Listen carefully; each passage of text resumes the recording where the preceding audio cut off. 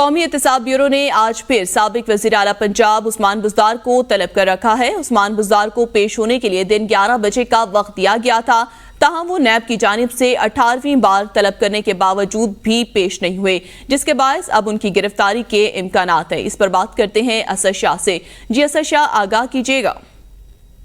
जी बिल्कुल, मैं आपको आगाह करता चलूं कि ये आमदन से जायद असासाजात का केस है, जिसमें नैब इंक्वायरी कर रहा है साबिक वज़ीर आला पंजाब उस्मान बुज़दार के खिलाफ। उस्मान बुज़दार को 18वीं मरतबा नैब लाहौर ने जो है वो तलब कर लिया है। उस्मान बुज़दार के खिलाफ आमदन से जायद असासाजात और उनकी जो ज़ेर इस्तेमाल लगती गाड़ियां और खानदान के जो प्रॉपर्टी के असासाजात है, उनकी तफसीलात भी नैब ने मांग रखी है। नैब ने उस्मान बुज़दार को 40 सवालों का जो सवालनामा है वो भी दे रखा उनके वकला को, लेकिन उस्मान बुज़दार 18 बार तलब किए जाने पर सिर्फ 2 बार पेश हुए। आज उस्मान बुज़दार को नैब लाहौर ने तलब कर रखा है।